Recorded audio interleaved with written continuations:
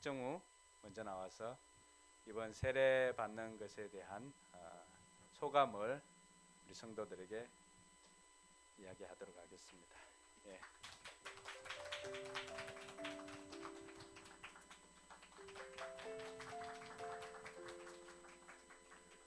안녕하세요. 저는 중학교 2학년 화옥중에 다니는 박정우입니다. 우리 교회에 온 계기는 처음에는 준영이 형이랑 원당 놀이터에서 놀다가 사모님이 와서 저희를 전도했습니다. 그래서 교회는 한 3학년 때쯤에 준영이 형을 따라 포커스 교회에 오게 되었습니다. 하지만 준영이 형이 지금은 교회를 오지 않아 많이 안타깝습니다. 저는 교회를 다니기 전에 하나님이 누구인지 알지 못하고 교회가 무엇을 하는지 알지 못했습니다. 지루하고 따분해서 중간에 교회도 많이 빠지고 그랬는데 하지만 요즘은 잘 다니는 것 같습니다. 세례 교육과 세례 문답을 받고 새롭게 알게 된 점이나 깨달은 점은 예수님은 어디에나 있다는 것을 알았습니다. 또한 예전에는 몰랐지만 이제는 예수님이 나의 주인이라는 것을 알게 되었습니다. 죄가 없는 사람은 예수님 위에는 없다는 것을 알았습니다.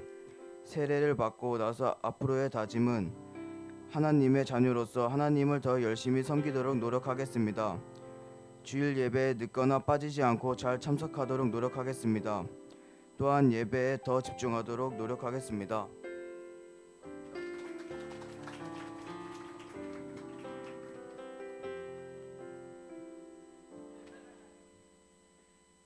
여러분 다 들었죠? 예배에 늦지 않고 예배 또 잘 드리겠다고 여러분에게 약속을 다 했으니까 여러분들이 이제 증인이 되시면 됩니다. 네, 건우.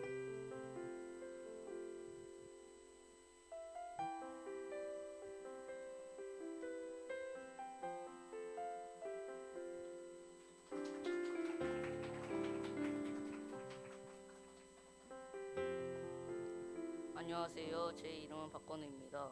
덕원 중학교 2학년이고 4년째 포커스 교회에 다니고 있습니다. 제가 우리 교회에 오게 된 것은 초등학교 5학년 때였습니다. 그때 우정산 숲속학원을 다니고 있었는데 학원에서 교회를 해서 그냥 다녔습니다. 제가 교회를 다니기 전에는 지금보다 욕도 훨씬 더 많이 하고 더 많이 했습니다. 그리고 친구와도 자주 싸웠습니다. 또 교회를 다니라고 해서 다니긴 했지만 귀찮은 마음이 많이 들었습니다. 한마디로 저는 교회는 다니긴 했지만 믿음이 전혀 없던 아이였습니다. 세례 교육을 받고 세례 문답을 하면서 믿음이 조금씩 자라는 것이 느껴졌습니다. 제 기억에 남는 것이 있습니다. 제일 마지막에 전도사님이 지금 죽으면 천국에 갈 수 있냐고 물어보셨는데 아직은 못 갈 것 같다고 이야기했습니다. 왜냐하면 교회도 자주 빠지고 늦고 가기 싫은 마음이 있어서 아직 저는 천국에 갈 수 없을 것 같기 때문입니다. 하지만 전도사님은 구원받는 것은 받을 자격이 있어서 받는 것이 아니라 내가 예수님을 믿고 나의 주인으로 모시면 지금 죽어도 구원받을 수 있다고 말씀하셨습니다. 그리고 그런 마음이 있어도 마음 한쪽 구석에서 이러면 안 되는데 라는 마음이 들면 그게 바로 예수님이 내 안에 계신다는 증거라고 말씀해 주셨습니다. 마지막으로 세례를 받고 나서 저의 다짐은 하나님의 자녀로서 이제는 교회를 안 빠지고 늦지 않도록 노력할 것이며 예배 드릴 때 딴짓을 하지 않도록 노력하겠습니다.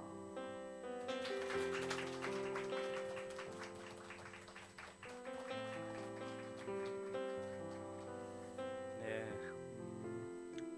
아이들이 어떻게 보면은 정우 같은 경우는 우리 교회 어떤 성도들보다도 일찍 우리 포커스 교회에 나왔습니다. 부모님보다도 더 빨리 나왔다고 해도 과언이 아닌데 중간에 좀 쉬기도 했지만은 근데 부모님이 이렇게 나오시니까 그리고 아이들이 바뀌는 것 같아요. 정우 예전의 모습을 보면은 정우 프라이버시 때문에 더 이상은 이야기는 하진 않겠습니다. 지금 달라진 모습을 보면은 너무 밝아졌다는 것입니다.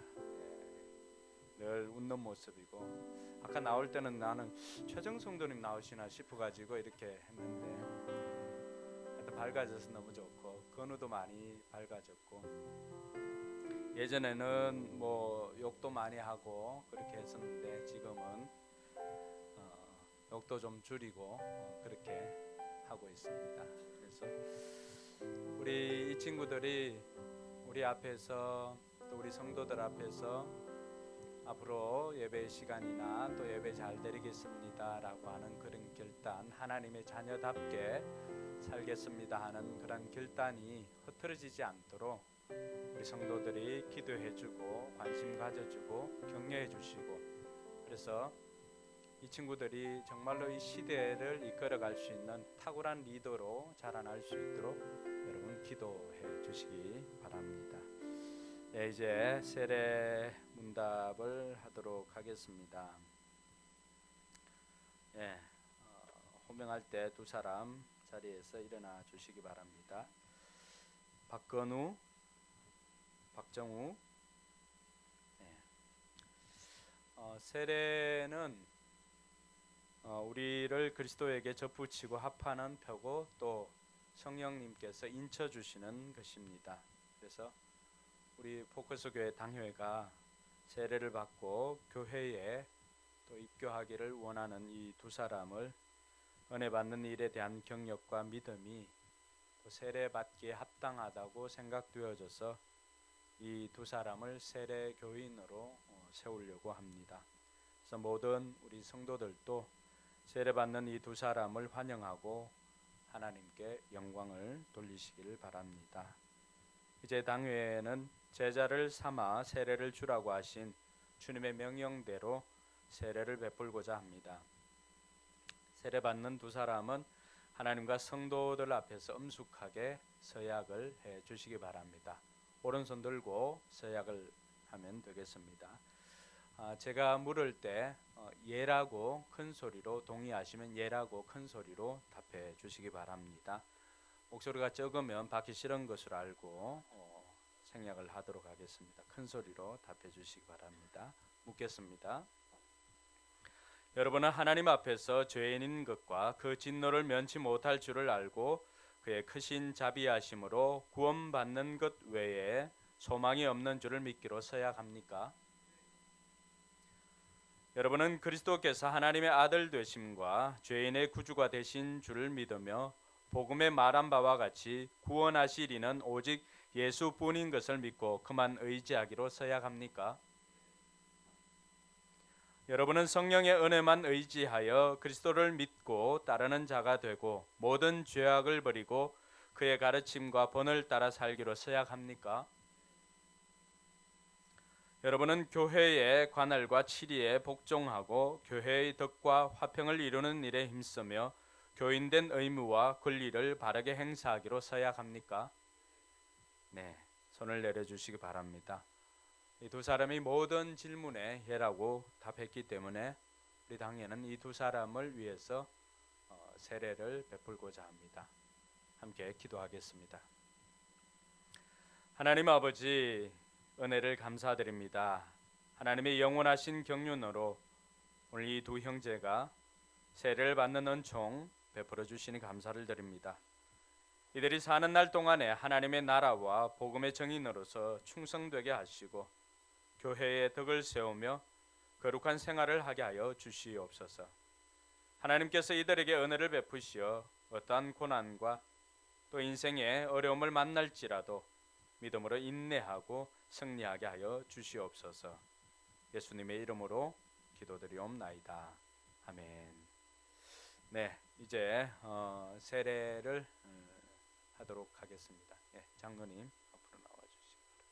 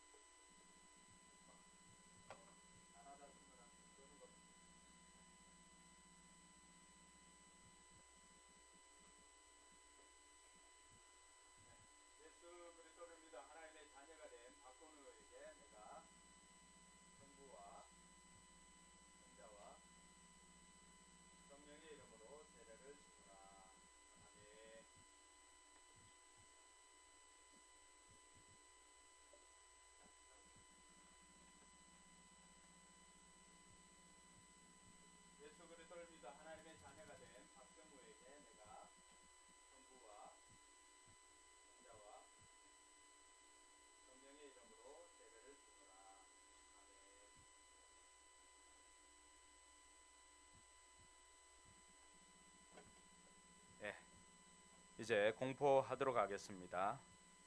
오늘 세례를 받은 박정우, 박건우 이 두 사람이 하나님의 은혜로 세례를 받았으므로 이제 대한예수교 장로회 포커스 교회 세례 교인 된 것을 내가 성부와 성자와 성령의 이름으로 공포하노라. 아멘.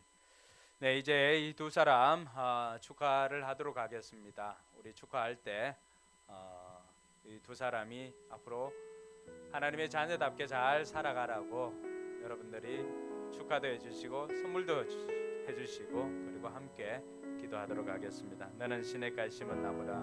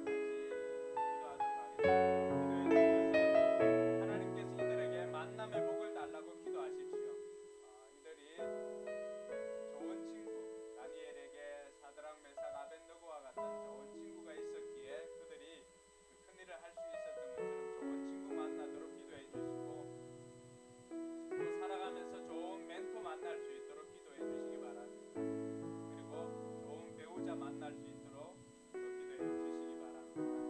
그래서 하나님의 자녀로서 영광 위에서 쓰임 받을 수 있도록 이 시간 같이 한번 기도하겠습니다.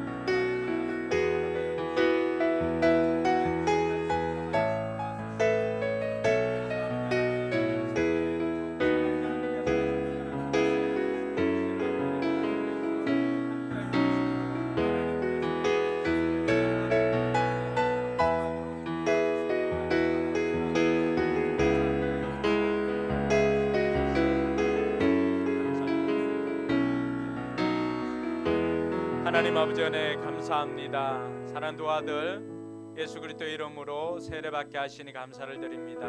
이들 생에 좋은 만남의 복 허락하여 주시옵소서. 이미 좋은 부모님 또 좋은 교회 만날 수 있도록 인도해 주셨사오니 좋은 친구 만나게 해주시고 또 좋은 멘토 만나게 해주시고 그리고 신실한 배우자도 만나도록 인도하여 주시옵소서.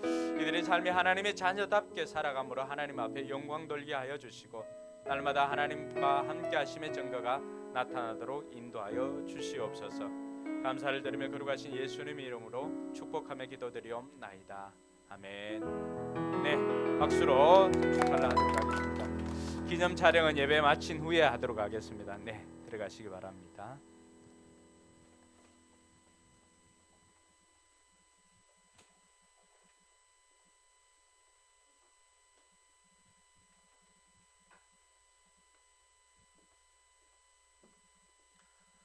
네, 선물해 주시고 섬겨 주신 여러분들께 감사를 드립니다.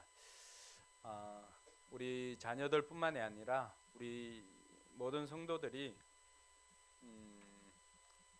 한 가족 공동체인 것을 우리가 이런 것들을 통해서 경험하기를 바랍니다. 그래서 좋은 일이건 힘든 일이건 여러분 혼자가 아니라고 하는 사실을 기억하시고 누군가 나를 위해서 기도해주는 우리 공동체가 있다는 것을 이런 것들을 통해서 좀 경험하시고 살면서 큰 위로가 될 수 있기를 주님의 이름으로 축복합니다. 오늘 하나님의 말씀은 구약 성경입니다. 사무엘상 25장 23절로 35절까지의 말씀입니다.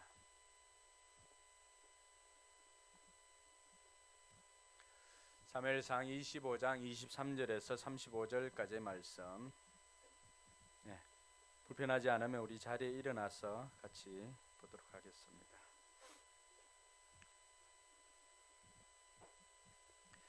뒤쪽에 키가 작으면 잘 안 보이죠? 괜찮은가요? 아직 그런 숫자가 안 됐나요? 같이 읽겠습니다. 아비가일이 다윗을 보고 급히 나귀에서 내려서 다윗 앞에 엎드려 얼굴을 땅에 두고 절을 하였다. 그런 다음에 아비가일이 다윗의 발 앞에 엎드려 애원하였다. 죄는 바로 나에게 있습니다. 이 종이 말씀드리는 것을 허락해 주시고 이 종의 말에 귀를 기울여 주십시오. 장군께서는 나의 몹쓸 남편 나발에게 조금도 마음을 쓰지 마시기 바랍니다.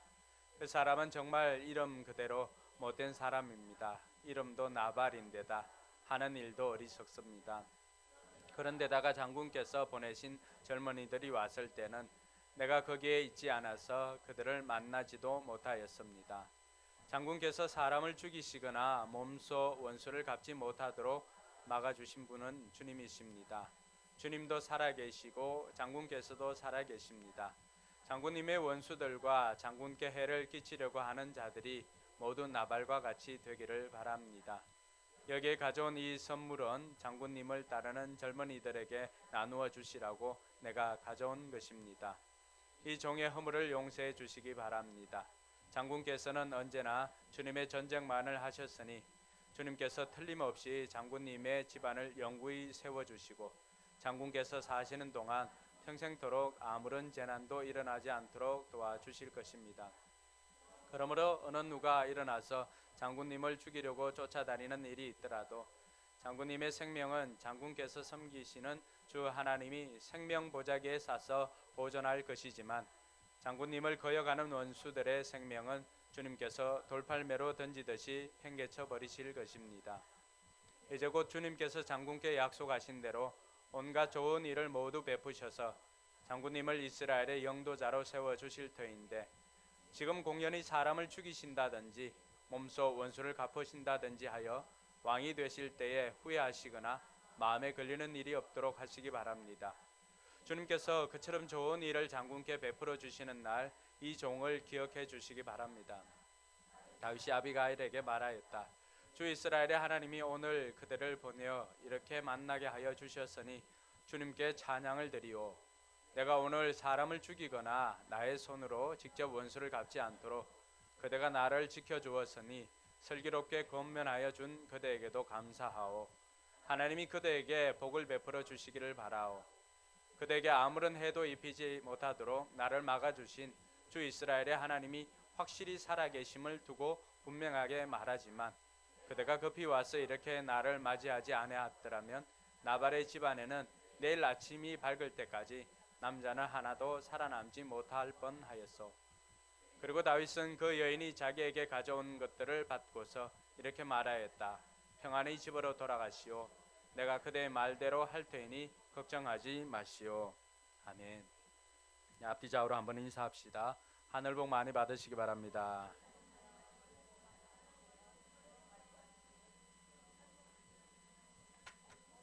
하늘 복 많이 받으시기 바랍니다. 조문근 성도님은 슈트를 새로 샀나요? 아니에요? 처음 보는 것 같은데. 네. 하늘 복 많이 받으시기 바랍니다. 네, 오늘 세례를 받은 두 사람도 하늘 복 많이 받으시기 바랍니다. 제가 이 설교를 준비하면서 제목을 무엇으로 할까 굉장히 고민을 했습니다.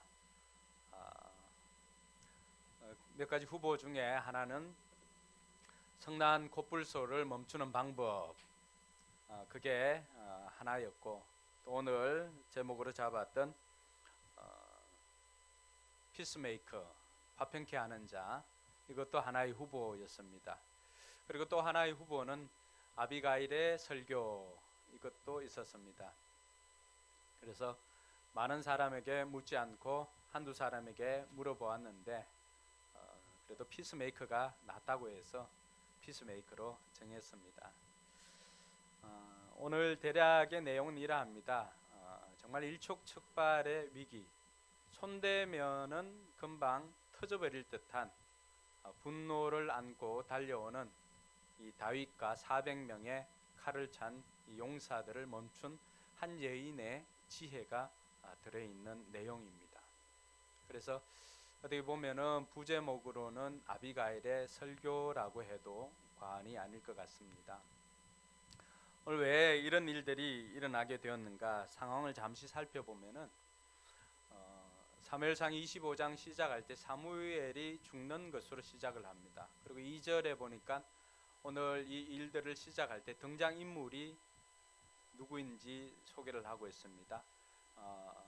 뜬금없이 그 전에는 사울과 다윗 이 구도로 가다가 사무엘이 죽고 난 다음에 뜬금없이 나발을 소개하고 있고 나발의 아내인 아비가일을 소개하고 있습니다. 나발은 어떤 사람이냐 그러면은 나발은 그러니까 우리가 이렇게 불러도 어감이 좀 그렇죠. 나발 뭐 하여튼 그런 의미입니다. 여러분들이 받아들이는 그 의미입니다. 바보, 뭐 어리석다, 멍충이 뭐 이런 뜻이 나발입니다. 예. 그런 이 나발은 굉장히 부자였습니다.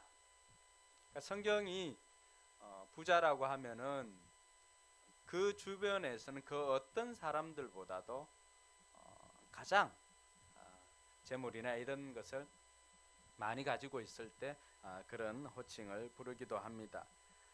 이 나발이 굉장히 부자였는데 양들도 굉장히 많았죠.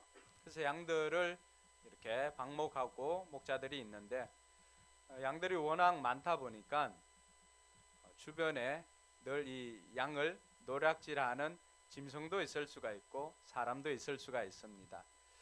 그런데 그때 그 주변에 누가 있었냐 그러면은 마침 아둘람 굴에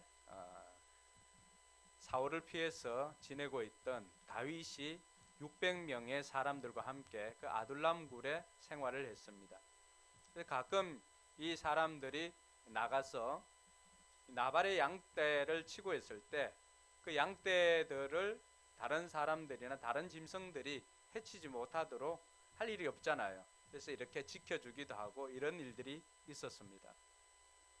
근데 어느 날 이제 다윗이 나발이 양털을 깎는 날이 되었음을 알게 되었습니다. 이 양털 깎는 날은 어떤 의미냐 그러면은 우리가 추수를 다 하고 추석 때나 이렇게 되면은 이 추수한 것을 가지고 예전에는 뭐 찐살도 하고 뭐 이렇게 하고 떡을 하고 잔치를 베풀어 가지고 그동안 추수하느라고 수고한 사람들 같이 이렇게 잔치 파티를 하지 않습니까? 양털 깎는다는 날이 바로 그런 날을 의미합니다.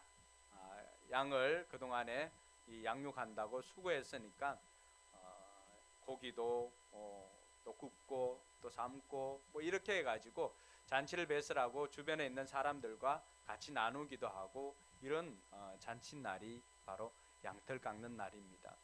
그래서 그동안의 수고를 함께 나누는 것입니다. 그래서 그 소식을 듣고 이 다윗이 그동안에 자기 부하들도 이렇게 수고를 했으니까 또 다윗이 직접 뭐 농사도 짓지 않고 늘 피해 다니는 삶 아닙니까? 그러니까 얼마나 그 삶이 고단하겠어요. 그래서 나발에게 가서 요청을 합니다. 이 소년 10명을 보내가지고 나발에게 지금까지 우리가 양떼들을 이렇게 보호해주고 했으니까 오늘 양털 깎는 날이니까 우리에게 필요한 음식도 좀 줬으면 좋겠다라고 가서 정중하게 이야기하라고 했습니다. 그래서 다윗의 이제 부하들이 가서 이 어린 친구들이에요. 10명이 가서 나발에게 가서 정중하게 요청을 합니다. 우리 주인님 다윗이 그동안에 양들이 하나도 손실되지 않도록 이렇게 지켜준 일도 있고 이런 일도 있고 해서 오늘 특별히 양털 깎는 날이라고 해서 우리에게 필요한 것을 좀 주었으면 좋겠다고 그렇게 이야기를 전하라고 하였습니다 라고 했습니다. 근데 이 사람 이름이 뭐죠? 나발이죠. 성경 그걸 이야기해 주고 싶었던 거예요. 이 사람이 어떻게 대처를 하냐 그러면은 이새의 아들 다윗이 누구냐? 그러니까 오늘날 우리 아이들이 잘 쓰는 말로 듣보잡 뭐 이런 표현을 쓴 거예요. 요즘 주인집에서 도망하는 종들이 많이 있다고 하는데 다윗의 아들 이새가 누구냐?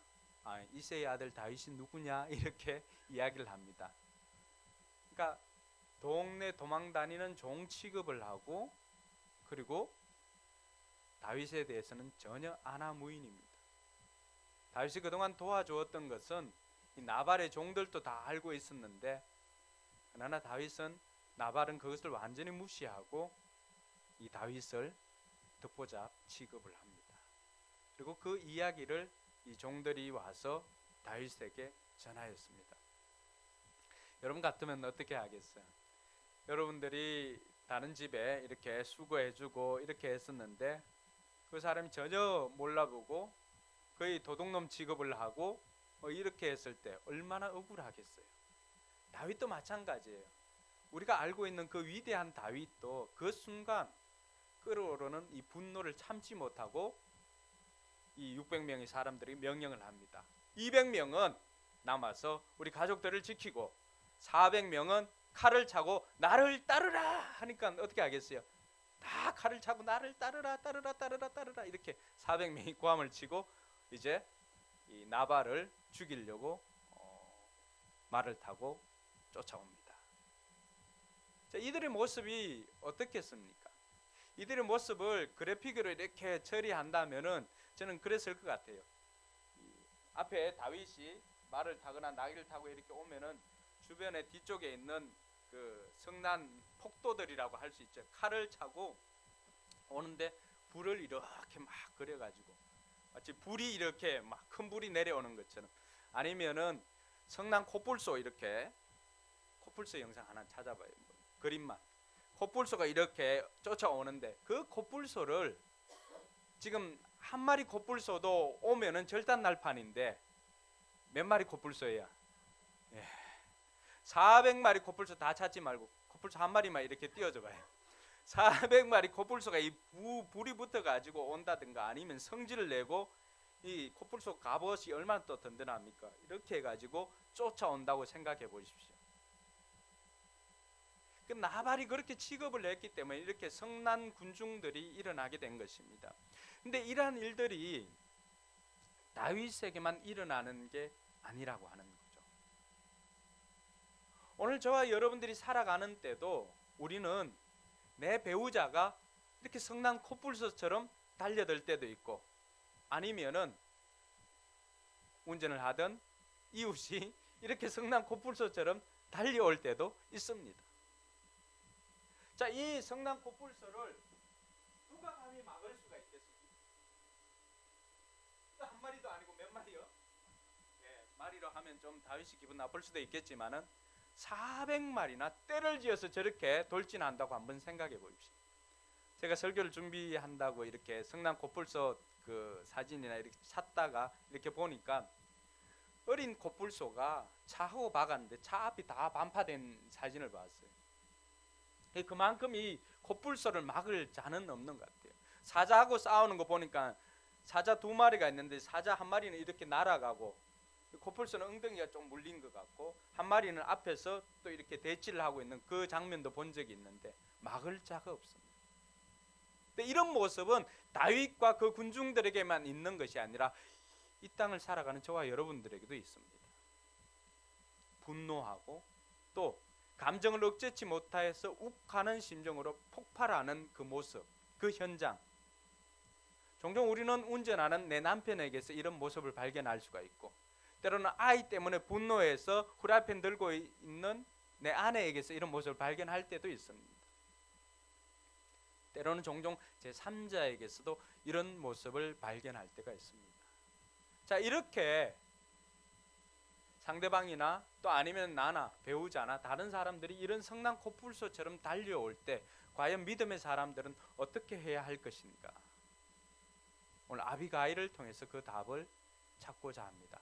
아비가일은 이렇게 성난 코뿔소처럼 달려오는 다윗과 그 400명의 용사들을 어떻게 멈추고 자기 집안에 전멸할 것을 막을 수가 있었을까? 감히 막을 수 없을 것 같은 이 코뿔소와 같은 이 무리들을 어떻게 막을 수 있었을까? 이 아비가일에 대처하는 것을 보면은 아비가일이 종에게서 나발이 다윗에게 그런 이야기를 했다는 것을 듣고, 그리고 다윗이 쳐들어온다는 소식을 듣고 급하게 음식을 준비를 합니다. 어느 정도 음식을 준비를 하냐 그러면은 서둘러 준비했다라고 했는데 보니까 뭘 준비한 거예요? 빵을 200덩어리, 포도주를 2가죽 부대, 또 그리고 이미 요리하여 놓은 양 5마리, 붉은 곡식 5세야, 금포도 뭉치 100개, 무화과 뭉치 200개, 어마어마한 양을 준비를 합니다. 그러니까 이 아비가일은 이 잔치가 있고 이렇게 할 때 다윗에게 그런 이야기를 했다는 것을 듣고는 또 다윗이 쳐들어온다는 소식을 듣고 급히 종들에게 이것을 준비하였다는 것입니다. 그리고는 이것을 가지고 지름길로 가서 다윗이 오는 그 길목으로 천천히 걸어가고 있습니다. 먼저 선물을 보내고 난 다음에 자기가 뒤따라갑니다. 이 모습 성경 어디에서 본 적이 있죠? 어디에서 봤어요? 야곱. 그러니까 화해할 때 필요한 게 뭐라고요? 선물이 좀 필요합니다. 그러니까 선물이 먼저 가는 거죠. 선물이 가고 이게 뭐냐라고 했을 때 짜잔 하고 나타납니다. 이게 아비가일이 대처한 것이죠. 물론 이 일을 아비가일은 남편 나발에게 알리지 않았습니다. 때로는 아내들이 다 알리는 것이 아니라 지혜롭게 해결해야 될 일도 있다는 것을 알 수가 있습니다. 그리고는 23절에 보니까 이 아비가일이 가다가 다윗을 만나게 됩니다. 그때 아비가일이 어떻게 합니까? 급하게 나귀에서 내려가지고 바로 엎드립니다. 얼굴을 땅에 대고 절을 합니다. 여러분 한번 생각해 보십시오. 칼을 차고 죽이라 하고는 뭐 얼마나 빨리 달려오겠습니까? 그런데 선물을 앞에 보내고 나귀를 타고 가던 이 한 여인이 그 앞에서 내리자마자 엎드려 절을 합니다. 그 순간에 달려오던 400용사들은 일순간 자리에서 멈춥니다. 그리고는 아비가일의 이야기를 듣기 시작합니다. 이 아비가일의 이야기를 듣기 전에 왜 사람들은 이렇게 분노할까? 또 다윗은 왜 이렇게 흥분해가지고 나발의 집에 있는 사람들을 다 죽이려고 했을까라고 하는 부분들을 한번 생각하고 우리가 분노하는 이유도 한번 생각해 봤으면 좋겠습니다. 표면적인 이유는 억울함 때문이에요. 억울함. 우리 학원에 나오는 아이들 중에도 참지 못하고 이 울분을 터뜨리는 아이가 있습니다. 우리 목장에도 그런 아이가 있는데 그 아이가 이 억울함 이것을 견디지 못해 합니다. 굉장히 싫어합니다. 그리고 온갖 그 분이 났을 때는 뭐 온갖 행동을 다 합니다. 요즘은 사라졌는데 전에는 방을 다 닦고 뭐 등으로 방을 다 닦고 다니고 뭐 이렇게 했는데 요즘은 그렇게는 하지 않는 것 같아요. 왜 이렇게 분노를 할까? 표면적인 이유는 21절에 보면 억울해서 그렇고 자기는 나발에게 선을 행했지만 나발은 어떻게 한 거예요? 그 선을 악으로 갚았기 때문에 그렇습니다. 대부분 여러분들이 분노할 때가 이런 겁니다. 나는 상대방에게 잘해줬는데 상대방은 나에게 오히려 악하게 대하니까 우리가 분노할 수 있습니다. 또 억울함 때문에. 이게 표면적인 이유입니다. 그런데 좀 더 이렇게 성경 기자가 써놓은 것들을 보고 난 다음에 우리가 추리해서 이렇게 가다 보면은 오늘 다윗이 이렇게 분노한 것을 알 수가 있습니다. 성경에는 분노하는 것이 나쁜 것이 아님을 이야기를 합니다. 분노는 누구나 할 수 있습니다. 그래서 에베소 4장에 보면은 화를 내더라도 어떻게 말합니까? 같이 읽습니다. 화를 내더라도 죄를 짓는 데까지 이르지 않도록 하십시오. 해가 지도록 노여움을 품고 있지 마십시오. 네. 분노 자체는 나쁜 게 아니에요. 분노 자체는 우리에게 있을 수 있는 감정이에요. 그렇지만은 그 분노한 것으로 인해서 죄를 짓지 말아라고 하는 것입니다. 오늘 다윗이 어디에 걸리냐 하면은 분노하는 것은 자연 발생적으로 생기는 감정입니다. 그러나 그 분노로 말미암아서 죄를 짓는 자리에 직전까지 갔다는 것입니다. 왜 이런 일들이 일어났을까? 왜 죄를 짓는 자리까지 넘어갈까? 우리 역시도 마찬가지예요. 화를 낼 수도 있습니다. 근데 이 화를 내는 것에서 대판 싸움을 한다거나 아니면 폭발한다거나 이런 것들이 왜 생기게 될까? 오늘 이 스토리가 시작할 때 이 사무엘을 기록한 이 작가가 또 이 저자가 25장 1절을 뜬금없이 이렇게 넣어놓고 있습니다. 그게 뭘까요?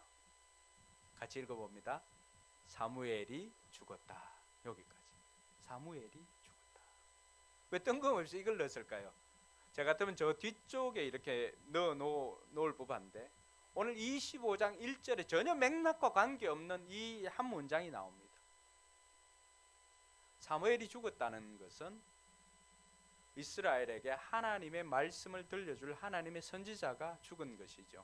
즉 다윗이 그동안 사무엘을 통해서 하나님의 음성을 듣고 또 하나님의 뜻을 깨닫고 하였다면은 사무엘이 죽음으로 말미암아서 다윗에게는 뭐가 사라진 거예요?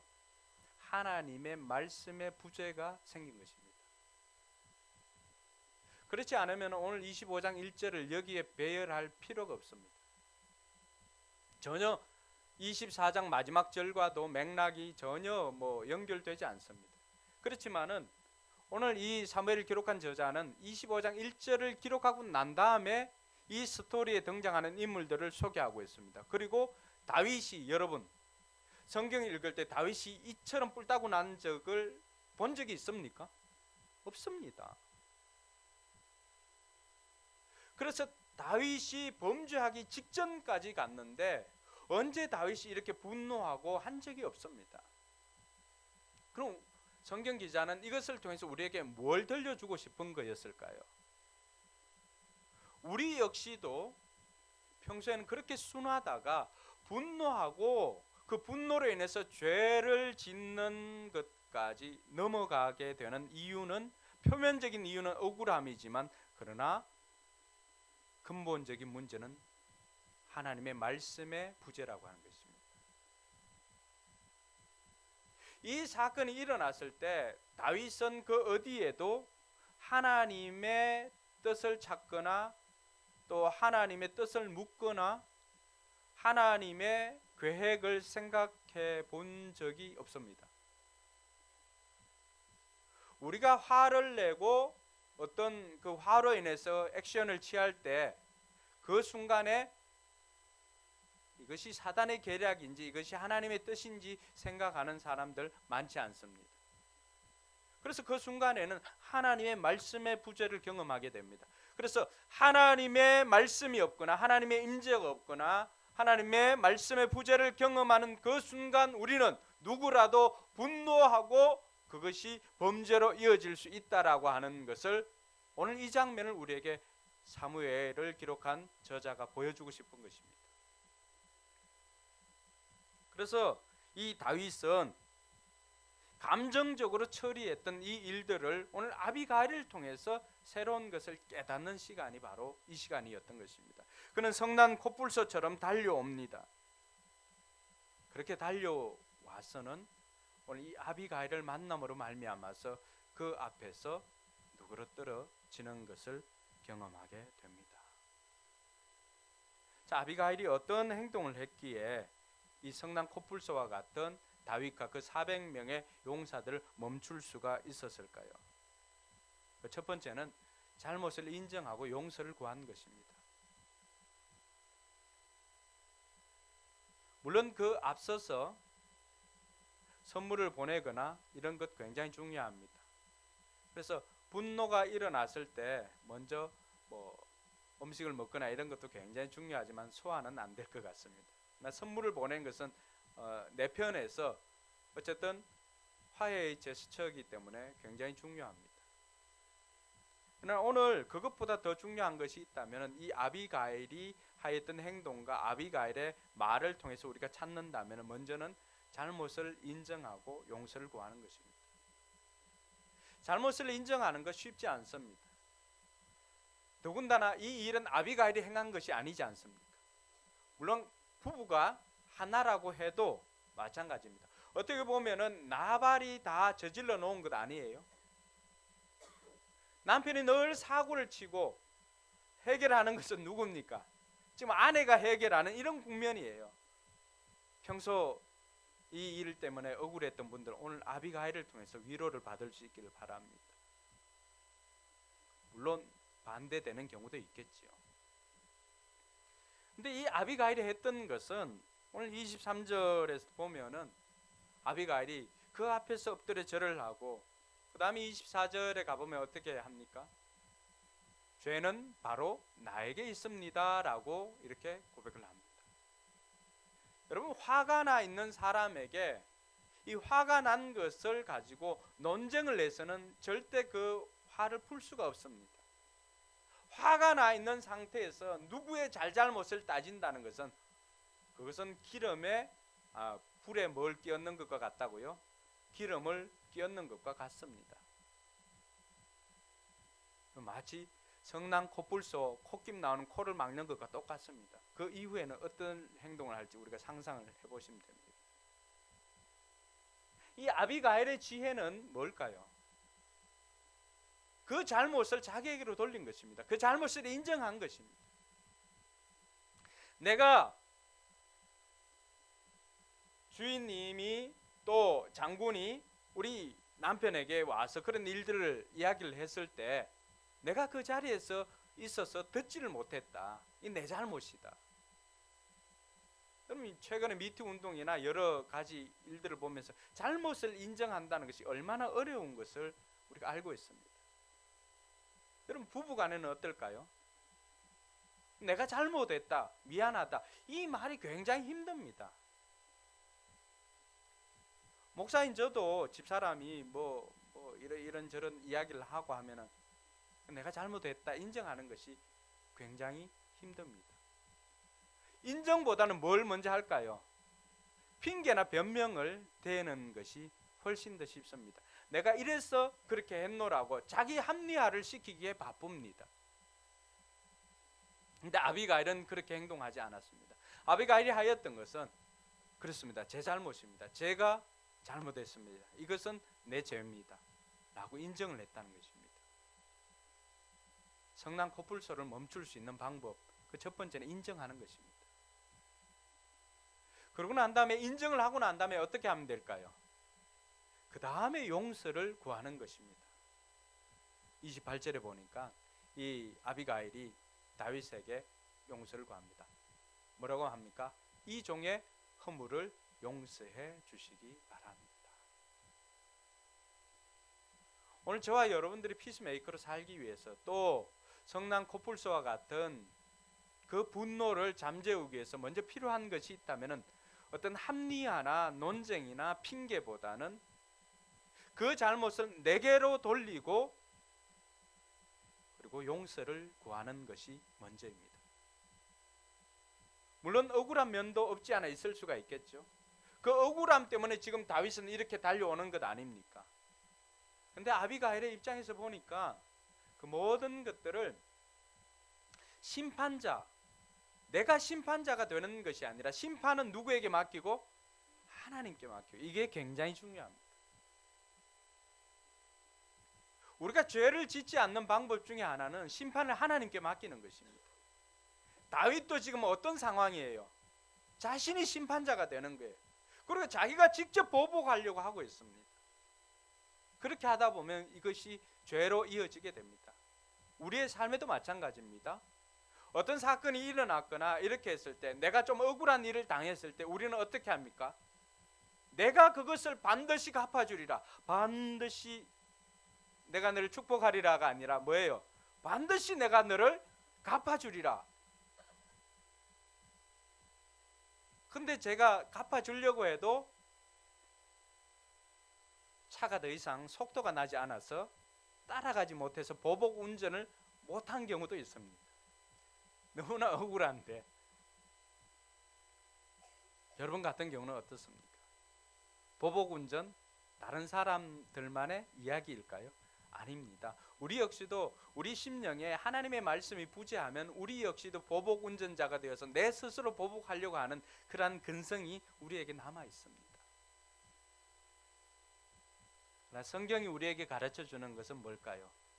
따라합시다. 심판은 하나님께 맡기라. 그러니까 하나님께서는 저와 여러분들의 억울함들을 다 아십니다. 우리는 나만 억울한 것 같고 나만 분해하지만은, 그러나 자식이 맞고 들어오거나 자식이 억울하게 피해를 입고 들어오면은 누가 더 속상해요? 그걸 보고 있는 부모가 더 속상하지요. 마찬가지예요. 그래서 우리 부모들은 어떻게 합니까? 가서 또 혼내주라고 하기도 하고, 또 그때부터 애 또 잡죠. 태권도 배우고 또 합기도 배우고 금도 배우고 뭐 그렇게 해서 어떻게 하라는 거예요? 우리 하나님은 그렇게 하지 않습니다. 우리 하나님께는 심판을 하나님께 맡기면 하나님께서 가장 선한 방법으로 그 문제를 해결해 주십니다. 오늘 아비가일에게 있었던 것은 그것이 있었던 거예요. 그래서 이 사건이 일어났을 때 잘못을 자기에게로 돌리고 그 일을 가지고 용서를 구할 수가 있었던 것입니다. 둘째로는 이 아비가일이 어떤 설교를 하는 것입니까? 이 사건의 의미를 해석해 줍니다. 그리고 지금 성난 이 군중으로 하여금 이 사건을 좀 객관적으로 볼 수 있도록 그렇게 해줍니다. 오늘 26절에 보니까 뭐라고 말합니까? 장군께서 사람을 죽이거나 몸소 원수를 갚지 못하도록 막아주신 분은 누구라고 하는 것입니까? 그러니까 이 일을 지금 하고 계시는 분이 누구라는 거예요? 주님이라고 하는 거예요. 그래서 주님도 살아계시고 장군도 살아계시고 장군님의 원수들과 장군께 해를 끼치려고 했던 사람들은 다 이런 나발처럼 어리석게 이런 사람이 되기를 바란다고 하면서, 그리고는 이 전쟁이 어떤 것인가를 이야기를 해줍니다. 28절에 보니까 이 아비가일이 굉장히 지혜롭습니다. 그래서 28절에 보니까 주님께서 이 종의 허물을 용서해 주시기 바랍니다 라고 하면서 다윗에게 어떻게 이야기합니까? 장군께서는 언제나 뭘 했다는 거예요? 여호와의 전쟁만을 했다는 거예요. 근데 이것은 여호와의 전쟁입니까? 하나님과는 전혀 관계없는 내 개인의 원수를 갚기 위한 보복 전쟁이라고 하는 거예요. 하나님의 부재로 말미암아서 하나님과 연관해서 하나님을 개입시켜서 생각하지도 못하고 있던 다윗에게 사무엘이 죽고 난 다음에 하나님의 음성을 듣는 결정적인 계기가 된 것입니다. 한 여인을 통하여서. 그래서 우리가 하나님의 음성을 듣는 방법은 성경을 통해서 하나님의 음성을 들을 수가 있습니다. 그러나 때로는 목장 모임에 가서 다른 사람을 통해서도 우리는 하나님의 음성을 들을 수가 있습니다. 할렐루야. 다윗이 오늘 그러한 경우예요. 그다음 이 일에 자기가 분노하고 있는 동안에는 하나님의 부재예요. 사무엘의 부재는 곧 하나님의 말씀의 부재고 그런 거예요. 이 일을 당했을 때 오늘 이 사건이 어떤 의미가 있는지를 설명을 해줍니다. 아비가일이. 이것은 주님의 전쟁과는 전혀 무관한 것이다. 이때까지 주님의 전쟁만을 해온 장군님께서 이 일을 손댄다면 굉장한 오점이 있을 것임을 이야기를 해줍니다. 장군님을 높이면서 장군님의 그 수준에 걸맞는 것을 하라고 하는 것이죠. 그리고 29절에 보니까 이때까지 하나님께서 장군님을 생명보자기에 이렇게 싸서 보호해 주셨는데 장군님을 거역하는 원수들의 생명은 하나님께서는 돌팔매로 다 던져서 하나님께서 지금 아비가일이 하고 있는 게 뭐예요? 계속해서 주님께서 하나님께서 하실 것임을 이야기를 하고 있는 거예요. 그래서 다윗이 그 시선을 놓쳤잖아요. 사무엘이 없으니까 하나님의 부재를 놓치고 그 시선을 하나님을 놓치니까 아비가일이 하고 있는 건 뭐예요? 계속해서 그 시선을 누구에게로 집중시킵니까? 하나님께로 집중시킵니다. 할렐루야. 이것이 지혜로운 여인입니다. 그러면 30절에는 결정적인 말을 합니다. 30절 같이 읽습니다. 시작.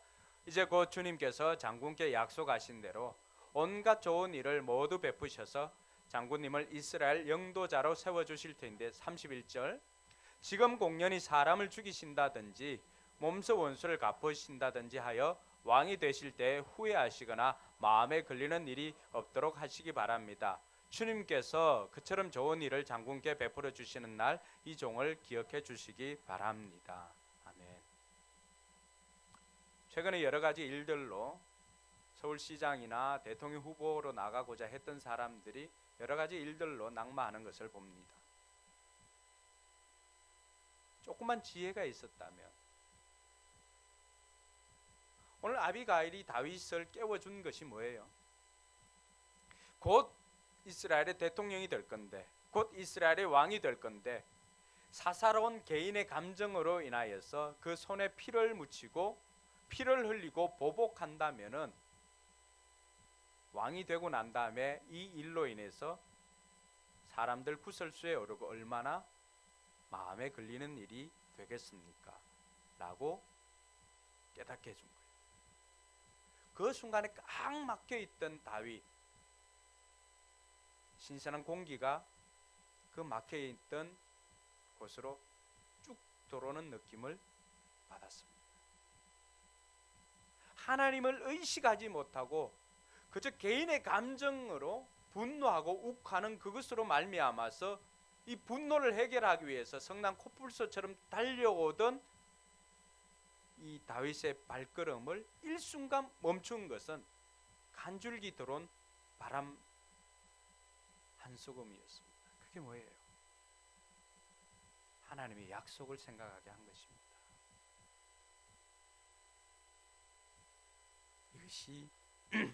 이것이 아비가일의 지혜입니다. 뭘 보면 알 수 있을까요? 32절에 보면은 같이 읽습니다. 다윗이 아비가일에게 말하였다. 주 이스라엘의 하나님이 오늘 그대를 보내어 이렇게 만나게 하여 주셨으니 주님께 찬양을 드리오. 33절 내가 오늘 사람을 죽이거나 나의 손으로 직접 원수를 갚지 않도록 그대가 나를 지켜주었으니 슬기롭게 권면하여 준 그대에게도 감사하오. 하나님이 그대에게 복을 베풀어 주시기를 바라오. 그 순간에 한 줄기 바람이 쑥 들어옴으로 말미암아서 환기가 되고 다시금 다윗의 시선을 하나님께 포커스를 맞출 수가 있게 된 것입니다. 오늘 아비가일은 그 설교를 통해서 이런 성난 군중들을 멈출 수가 있었던 것처럼 저와 여러분들도 분노하거나 갈등 중에 있는 그곳에 들어가서 피스메이커로 활동하는 저와 여러분들이 되기를 바랍니다. 예수님께서 이 땅에 오신 것은 요한일서 2장 1절과 2절에 보니까 화목 제물로 이 땅에 오셨다고 말합니다. 죄로 말미암아서 하나님과 우리 사이에 관계가 깨어졌습니다. 이 관계를 회복하시기 위해서 이 땅에 오신 분이 있는데 그분이 바로 예수 그리스도입니다. 화목 제물로 오셨다는 것은 그가 피스메이커로 이 땅에 오신 것입니다. 마태복음 5장 7절에 보면은 이렇게 피스메이커로 사는 사람들을 뭐라고 부릅니까? 평화를 이루는 사람은 복이 있다. 하나님이 그들을 자기의 자녀라고 부르실 것이다. 그러니까 이 말은 오늘 하나님의 자녀된 사람들은 공이 어떤 사람이 되어야 된다는 거죠? 갈등을 중지하는 피스메이커로 살아라고 가르쳐주고 있습니다. 저와 여러분들이 피스메이커로 살기 위해서는 뭐가 필요할까요? 아비가일을 이렇게 상기하면서 뭐가 필요할까요? 예? 이쪽에는 뭐가 필요할까요?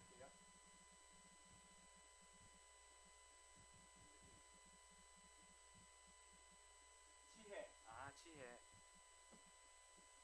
수민자매님도 동일합니까? 뭐예요? 좀 전에 뭐라 그랬어요? 지혜? 지혜. 지혜가 필요합니다.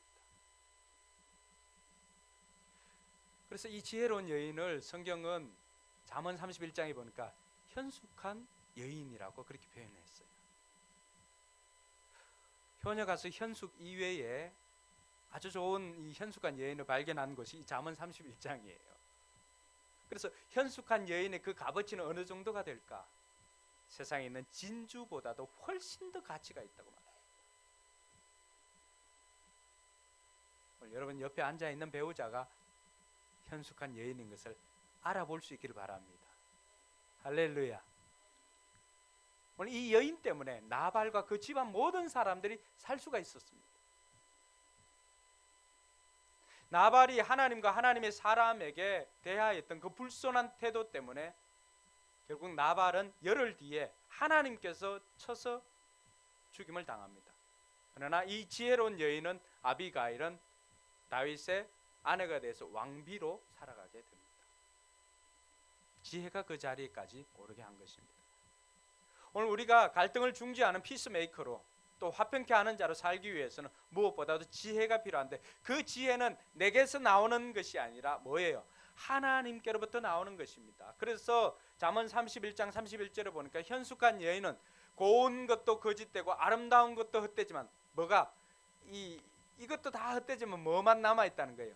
하나님을 경외하는 것은 남아있다는 거예요. 그것이 귀하다고 하는 것입니다. 오늘 지혜라고 하는 것이 지혜의 근본은 뭐예요?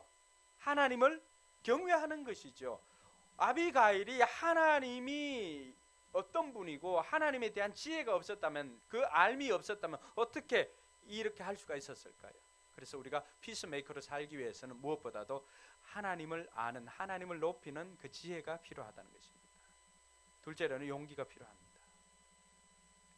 여러분 아까 그 코뿔 속 그림 봤지요? 그 앞에 감히 누가 딱 서서 이렇게 딱 멈출 수가 있겠습니까?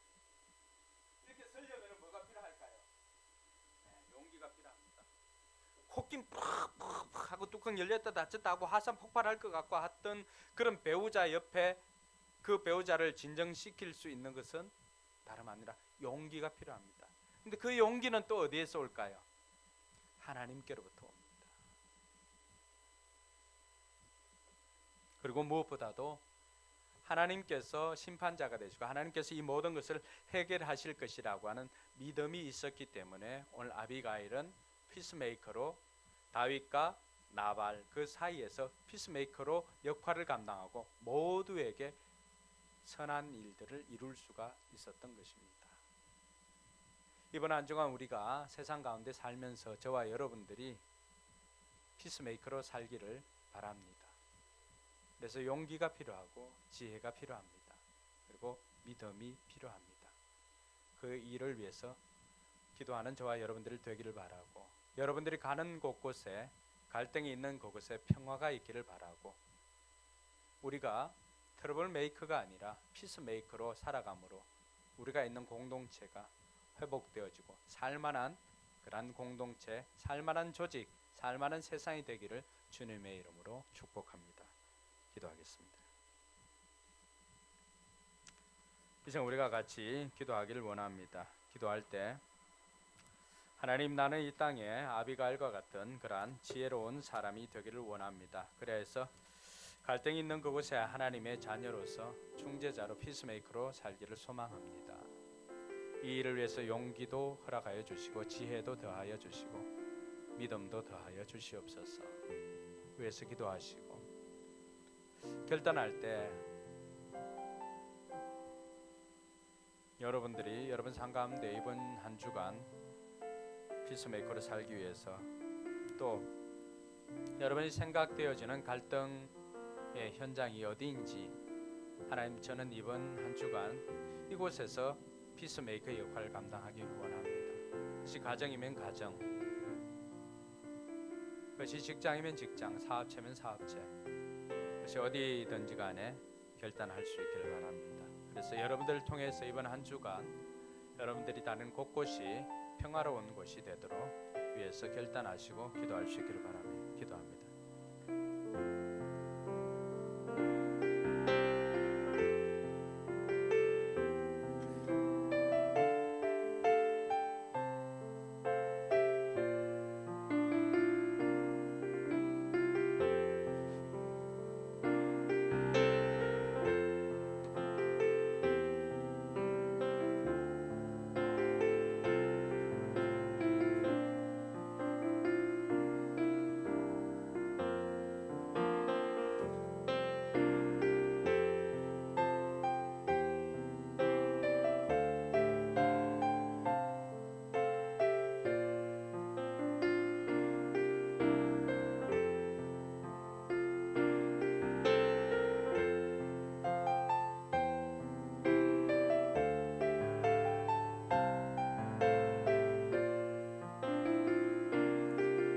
이제 자리에 일어나서 우리가 찬양할 때 여러분 하지만 결단한 거 헌신대에 나와서 헌신할 분들은 찬양할 때 헌신하시기 바랍니다.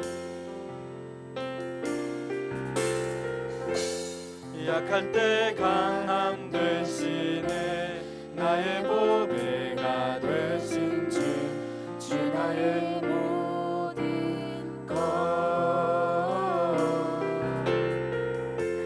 주 안에 있는 보물을 나는 포기할 수 없네 주 나의 모든 것 예수 어린 양 존귀한 이름 예수 어린 양 존귀한 이름 십자가 제사 하셨네 십자가 제사하셨네 주님의 이름 찬양해 주 나의 모든 것 쓰러진 나를 채우고 나의 빈잔을 채우네 주 나의 모든 것 고백합시다. 예수 어린 양 예수 어린 양 존귀한 이름